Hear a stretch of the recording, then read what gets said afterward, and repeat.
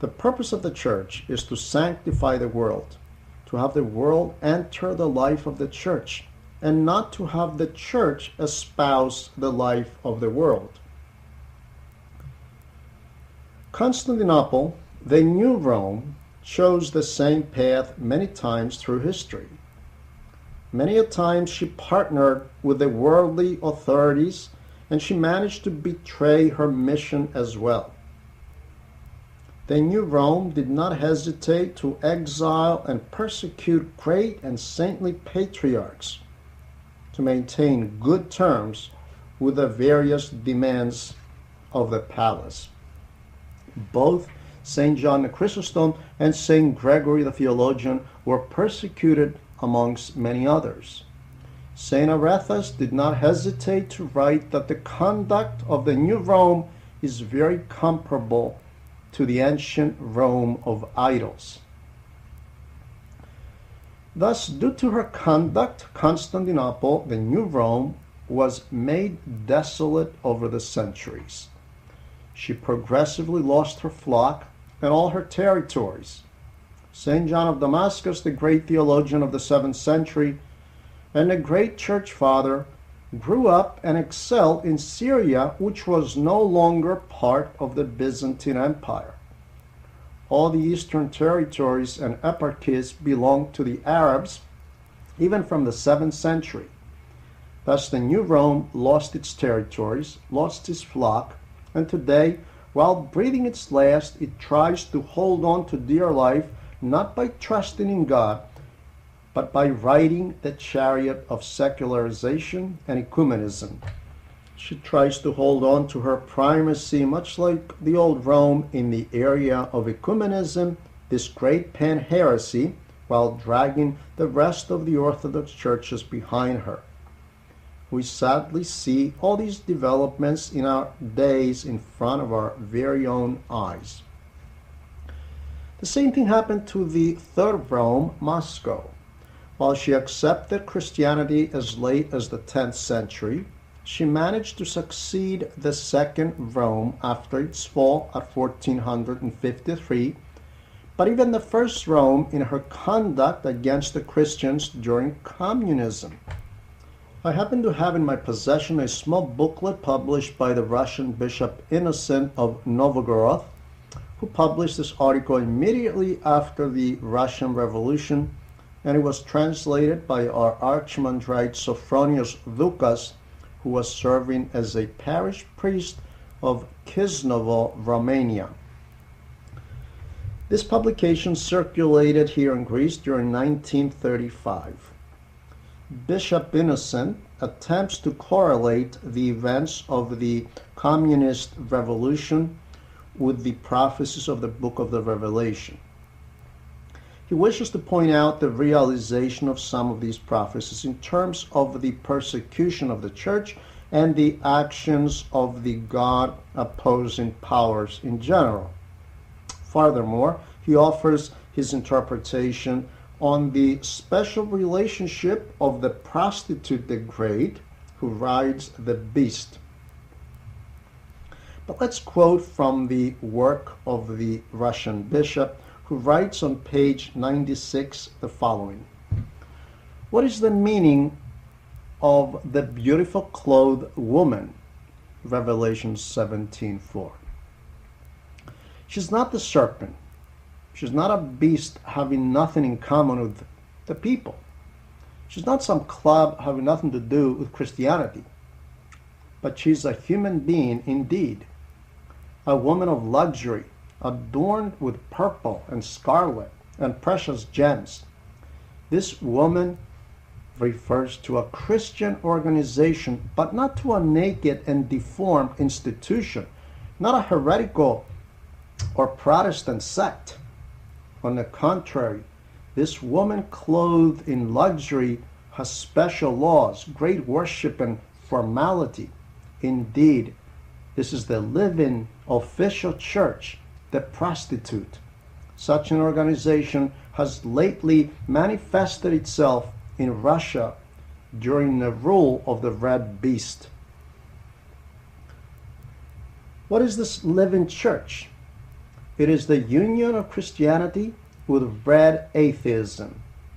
Unfortunately, those who consider themselves representatives of Christianity, servants of God, became servants of Satan while pretending to be in the service of God. One can truly marvel pondering the conception of this living church.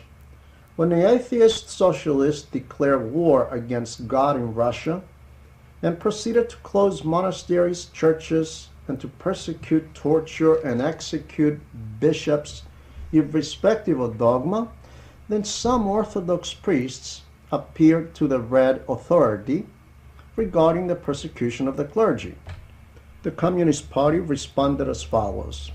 The clergy are considered enemies of the Communist Party and socialism because they support the authority of the Tsar.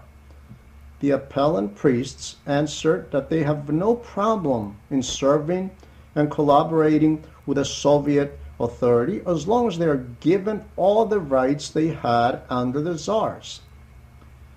The Soviet Party agreed to give them whatever rights they wish for as long as they become agents of the Red Atheist Authority and agreed to work for the extinction of all enemies of the atheist state, not excluding Christians.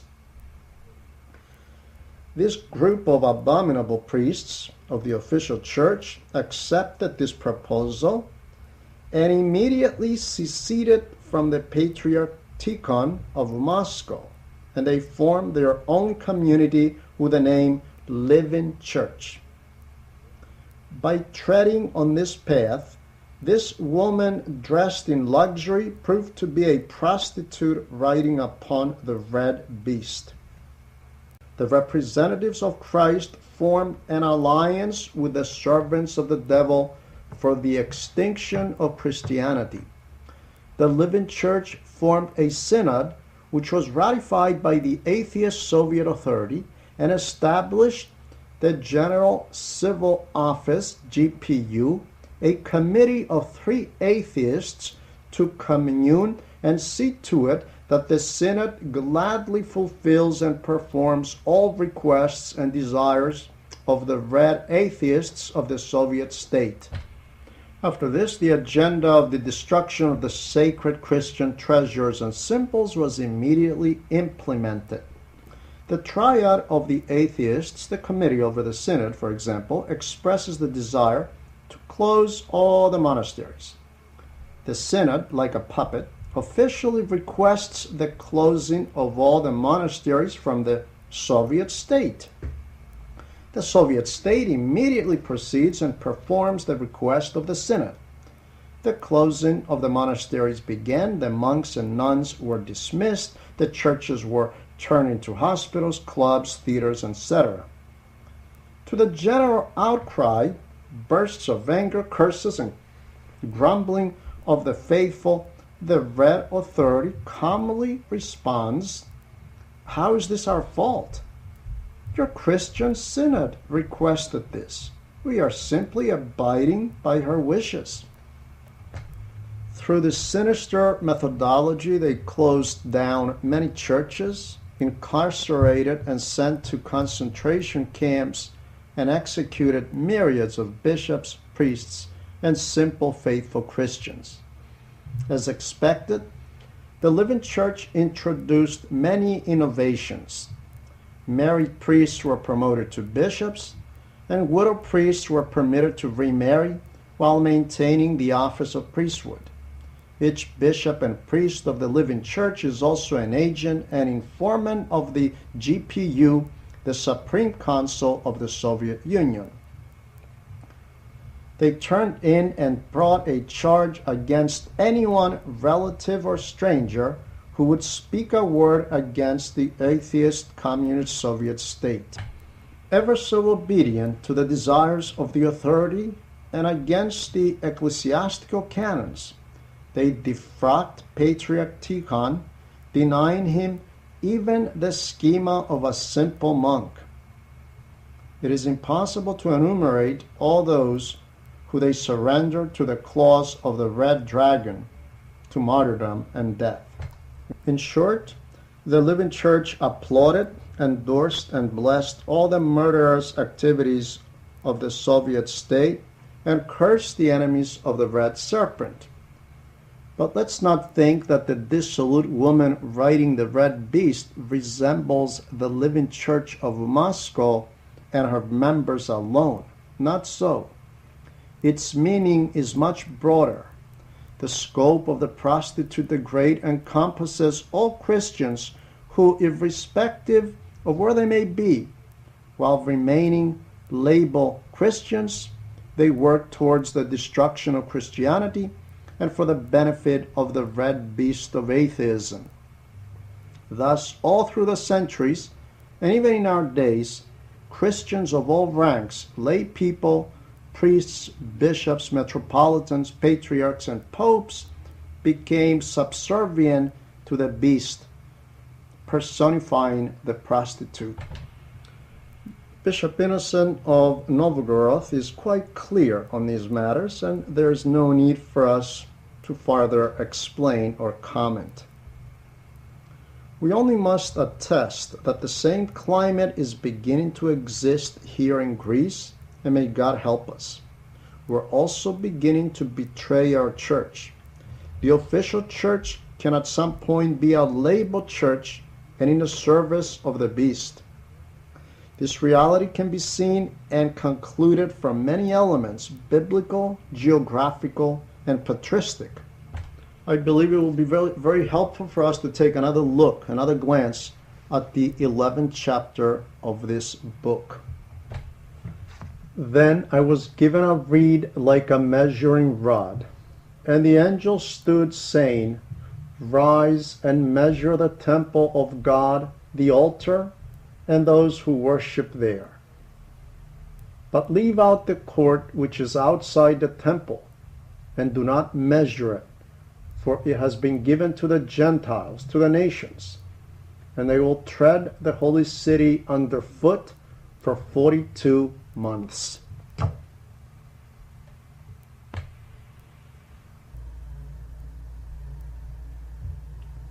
We stated during the course of that chapter that according to the interpretation of the Fathers, Jerusalem, the holy city, stands for the church. St. John the Evangelist is mandated to exclude the city from this measurement. We said back then that the measurement with the reed denotes God's holy protection. This holy protection was limited to the temple, the altar, and the number of the worshippers, the active members of the church. The rest of the city church is excluded from God's protection, for they have been turned over to the nations. These are the once baptized members, lay people, and clergy who loved the world, compromised with the spirit of the world, and lived as secularized, marginal Christians. Father Justin Popovich of blessed memory, who suffered greatly for the faith, writes in his book Man and God Men, and I quote, "Christianity can only be the salt of the earth with its God-human power, the salt which can preserve man from corruption and evil.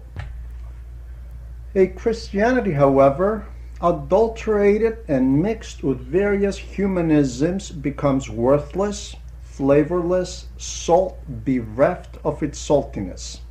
Such salt, according to the inerrant words of the Savior, cannot be made useful again, but it will be thrown out and trampled underfoot as worthless. Every attempt and endeavor to equate Christianity with the spirit of this age, with the fleeing movements of some historical periods, with political parties and states, removes from Christianity its very special character, which renders it that unique God-human religion of the world. It turns it into saltless salt. Thus, a church that serves the agenda of an atheist state It is not possible to be the vine of God, and as Christ himself says, every plant not planted by my heavenly Father will be rooted up. Matthew 15:13. This is the group of faithful and sort of church that will be trampled by the nations for 42 months or 3.5 years. St. John is instructed to not measure, to not include this church because it lost God's protection. It is no longer a church. It is a false label church and naked from the grace of God. Not to mention that if this living church of Russia was truly a church, then why was she persecuting its bishops and priests and lay people, pushing them into the catacombs? We have the higher church and the lower church. If the church was truly free and not in the service of the atheist state, then why is the second church existing? Why does it need to exist at all? And even underground, the very presence of the second church clearly shows that there is a church in existence which has betrayed her mission. Bishop Innocent unequivocally calls her a prostitute riding the red beast.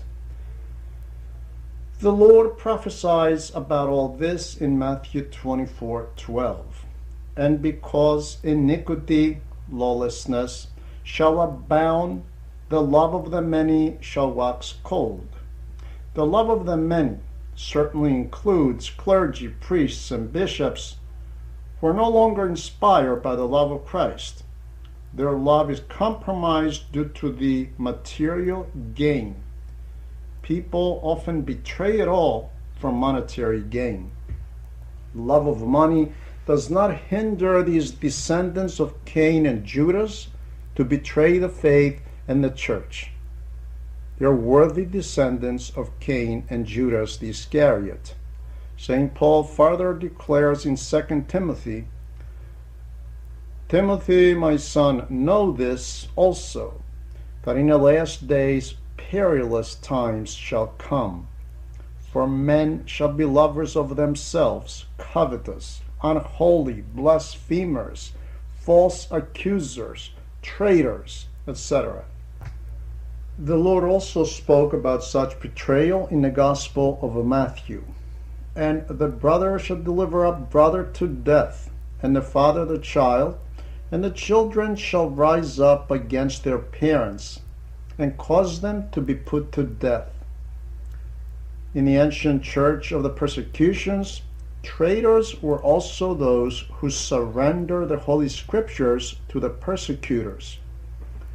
The betrayal of this level is most heinous and repulsive, especially when Holy Scriptures were extremely rare back then. These people have their lot with Judas indeed. St. Cyril of Jerusalem records in his 15th Catechism, while commenting on the days of the Antichrist, I am mostly concerned about the hate between Christian brothers. With brothers, he means both laity and clergy, and even bishops. He was a victim of such persecution by the bishop who ordained him Bishop of Jerusalem. His ordaining bishop joined Arianism at some point and persecuted St. Cyril harshly for maintaining his orthodoxy. Consequently, even among our clergy of all ranks, we will have traitors of the faith who will make up the prostitute church, which collaborates unethically with the red beast, the red dragon, which does not entail atheism alone, but every secular state. St. Cosmas the Aetolian, in his 56th prophecy, states the following: there will be a time where today's harmony between lay people and clergy will be absent. In Prophecy 57, he adds, the clergyman will exceed everyone in impiety. And in Prophecy 108, he says, there will be a time where Christians will rise up against each other. This animosity between Christians does not refer to political parties or political oppositions. The strife will be between those who have denied Christ, who have denied the church, and those who have remained faithful. The traitor Christians, the Christians who betrayed the faith, will be persecuting those who still remain faithful. Finally, the early fathers, especially the ascetics, were repeatedly asked about the state of the clergy of the latter days. Their answer was that the clerics will not differ much from lay people. They'll be more concerned about their personal self-interests. We see this reality in the life of the saintly Father Dimitrios Gagastathis, who lived here in Trikala. His amazing life story has been published in a very large volume, and you may already have it. The Metropolitan of Kozani, who served the communist agenda at the time, was persecuting this holy priest to kill him. The bishop wanted to kill his own priest. Based on the aforementioned, there's plenty of ground which portrays the secularized church as a worthy representative of the prostitute of the book of the Revelation, along with Babylon and Rome. We did not come to this conclusion based on this very impressive booklet of Bishop Innocent alone, but mainly because we are eyewitnesses of this mystery of lawlessness in our days.